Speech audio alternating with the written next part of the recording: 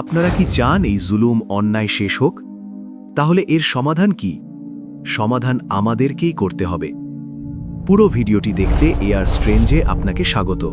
আপনি কি জানেন, একটা ভুল ভোট, একটা মাত্র সিল পুরো সমাজের ভবিষ্যৎ বদলে দিতে পারে।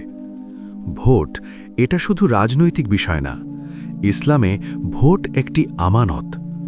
আল্লাহ তাআলা কোরআনে বলেন, নিশ্চয়ই আল্লাহ তোমাদের আদেশ দেন আমানত তার হকদারের কাছে পৌঁছে দিতে। আপনি যখন ভোট দেন তখন আপনি সিদ্ধান্ত নেন ক্ষমতা কার হাতে যাবে। এখন প্রশ্ন আসে, খারাপ দলকে ভোট দিলে কি গুনাহ হবে?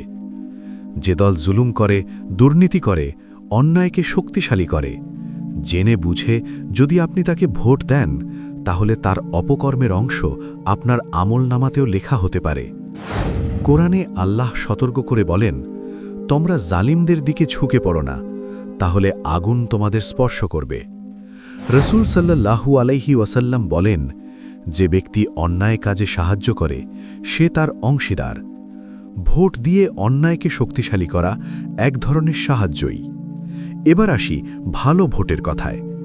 যে নেতৃত্ব ন্যায় বিচার চায়, মানুষের অধিকার রক্ষা করে, আল্লাহকে ভয় করে সিদ্ধান্ত নেয়, তাকে ভোট দেওয়া সৎ কাজে সহযোগিতা করা। আল্লাহ বলেন, সৎ কাজ ও তাকওয়ায় একে অপরকে সহযোগিতা করো। ভালোকে ভোট দিলে ইনশাআল্লাহ এর সওয়াব পাওয়া যায়, এর সুফল আসে, সমাজে শান্তি আসে, জুলুম কমে যায়। আর সবচেয়ে বড় কথা, এটা আপনার জন্য নেক আমল। ভোট দেওয়ার আগে একটু থামুন, নিজেকে প্রশ্ন করুন, আমি কি আল্লাহকে সন্তুষ্ট করতে যাচ্ছি নাকি নিজের স্বার্থে?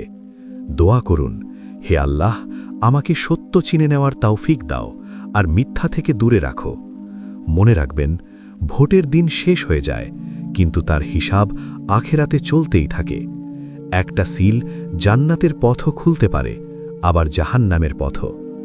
সিদ্ধান্ত আপনার। আপনি কি প্রস্তুত একজন দায়িত্বশীল নাগরিক হতে?